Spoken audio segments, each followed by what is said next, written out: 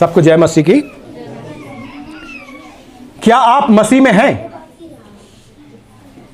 प्रभु यीशु हर एक से यह सवाल पूछ रहा है, क्या आप मसीह में हैं? यह महत्वपूर्ण नहीं है कि आप 10 साल से, 20 साल से, 40 साल से, कितने साल से आप विश्वासी हैं, चर्च में जाते हैं, आराधना में जाते हैं। यह महत्वपूर्ण नहीं है। महत्वपूर्ण यह है कि क्या आप मसीह में हैं।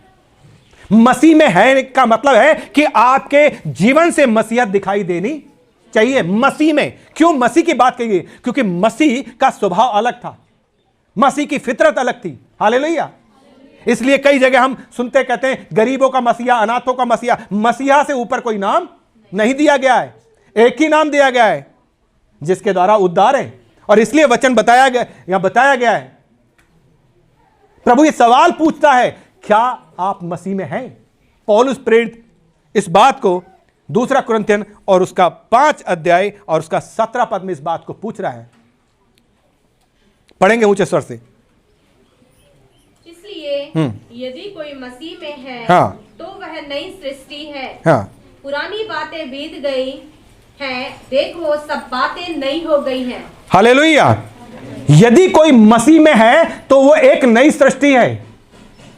इंग्लिश की बाइबल में इस प्रकार लिखा है, therefore if anyone is in Christ he is new creature, the all thing pass away, behold new things have come. Hallelujah.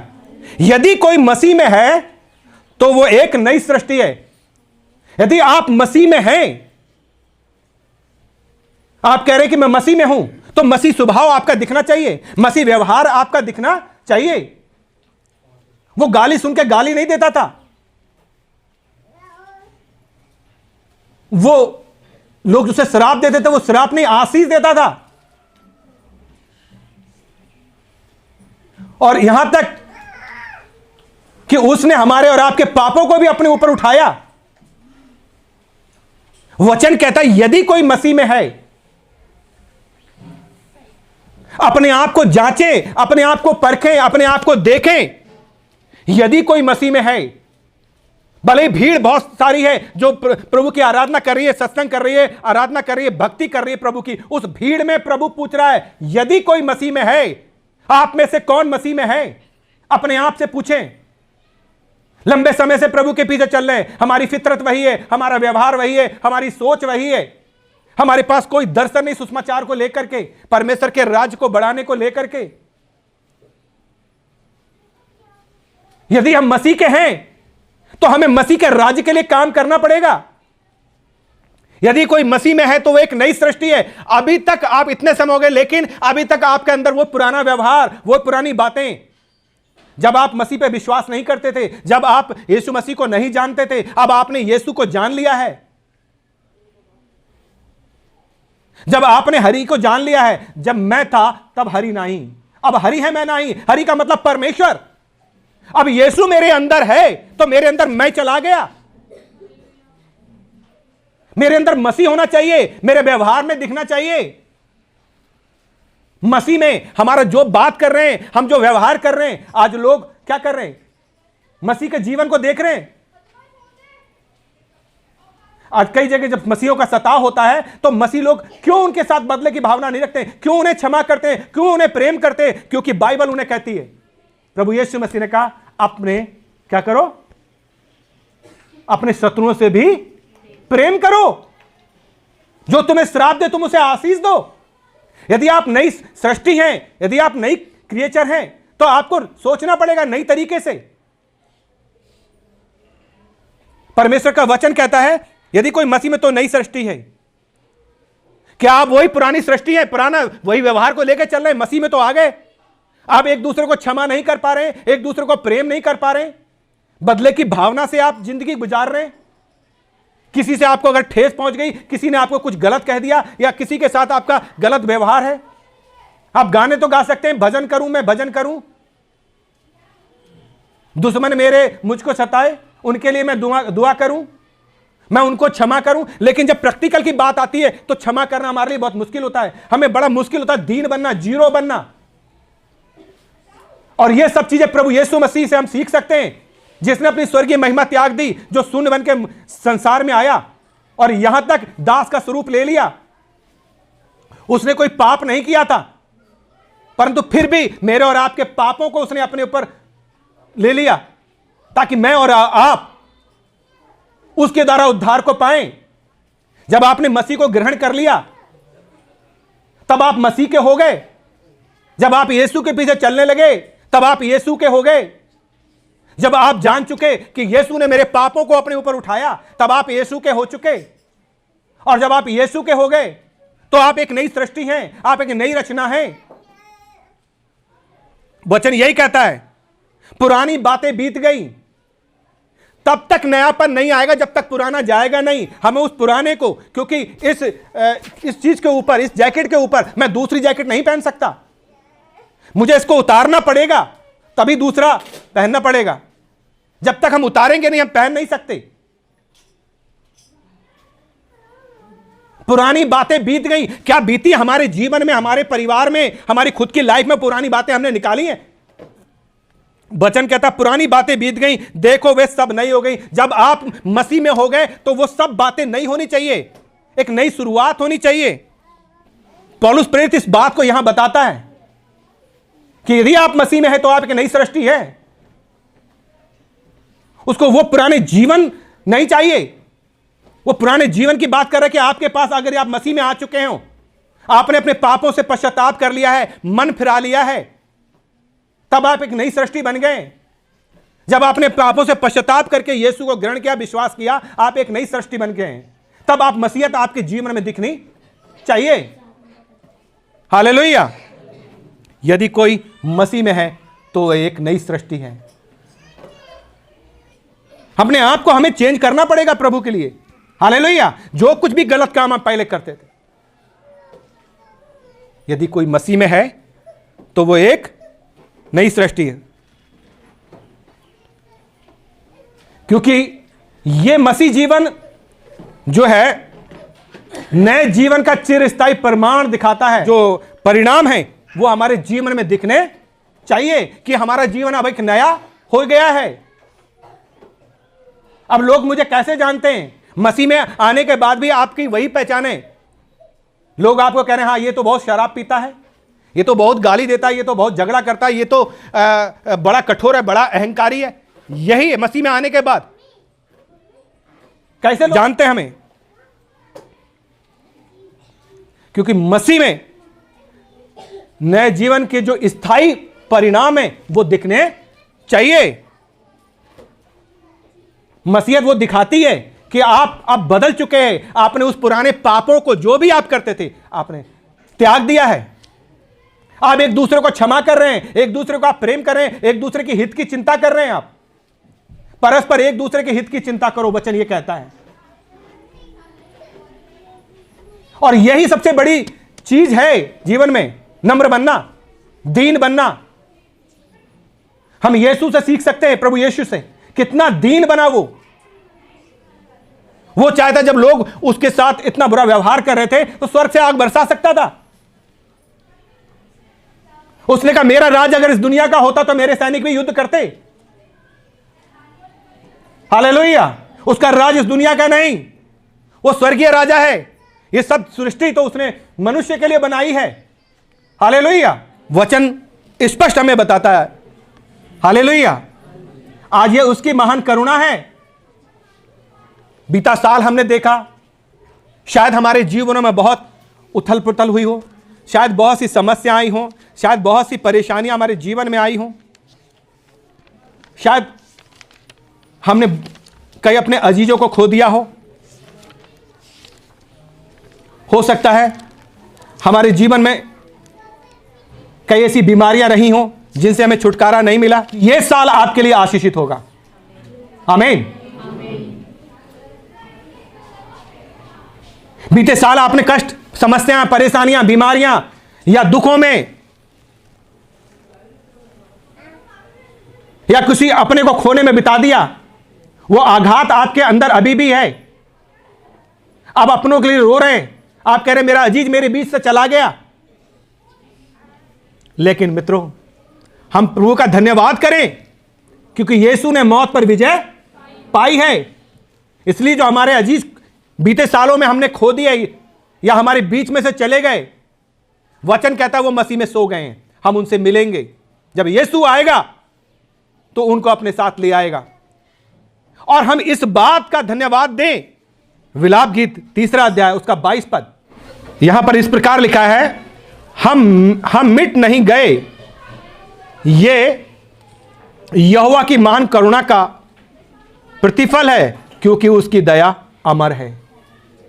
प्रभु ने हमें अब तक संभाल के रखा है और हम जीवित हैं। इसके लिए हम प्रभु का धन्यवाद दें, क्योंकि हम इस नए साल में प्रवेश कर चुके हैं। आपने बीते साल हो सकता है दुख है, कष्ट, परेशानियों में गुजारा हो, लेकिन यह नया साल परमेश्वर ने आपको दिखाया।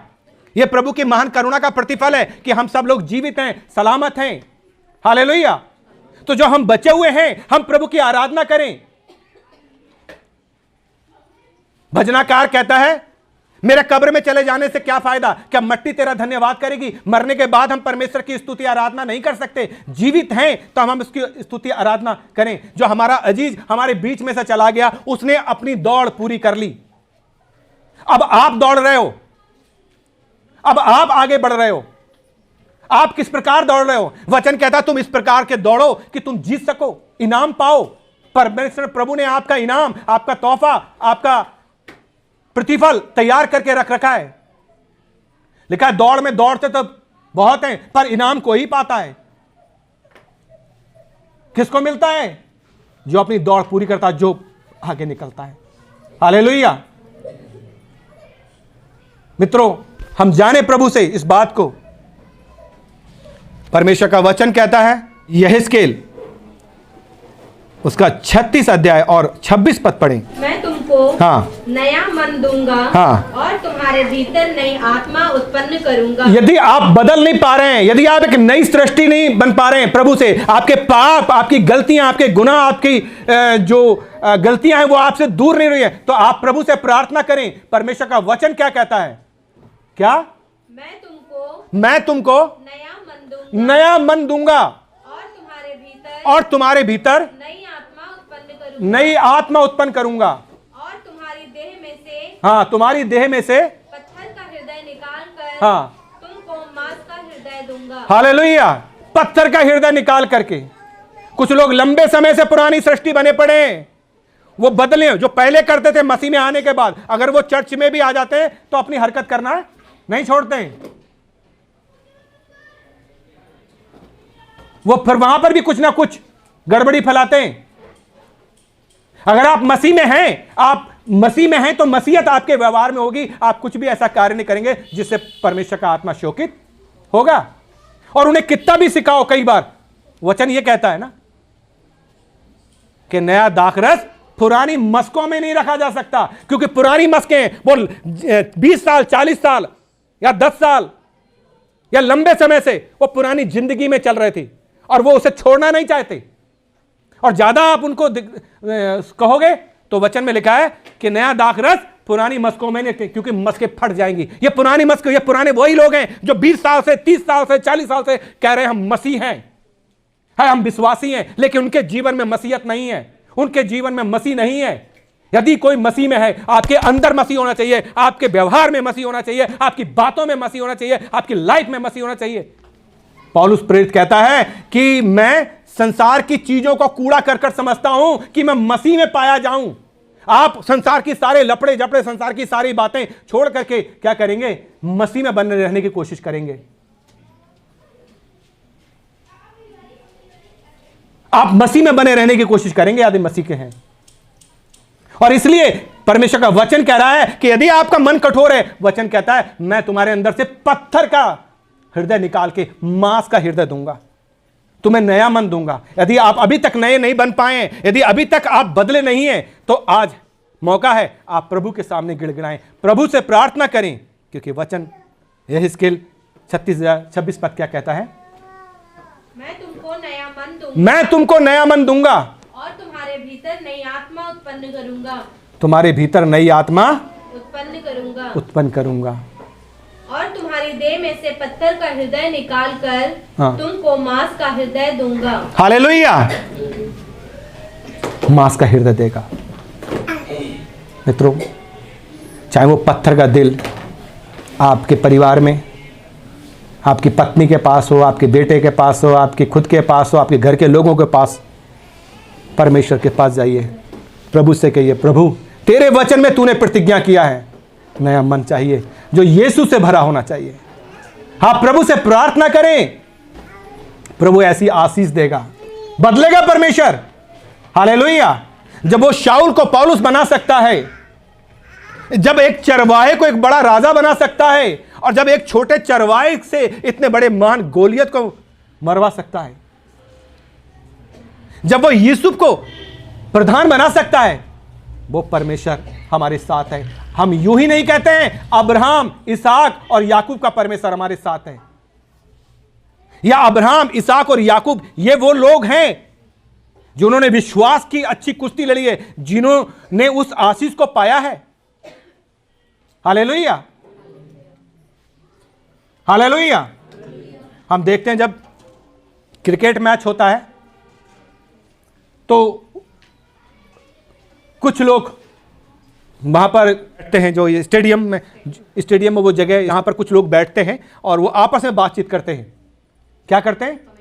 कमेंट करते हैं वो, अरे यहां पर इसको चौका मारना चाहिए था, यहां पर इन्होंने गलती करी, यहां पर इसे सिक्सर मारना चाहिए था, यहां पर इन्हें एक एक करके रन लेना चाहिए थे।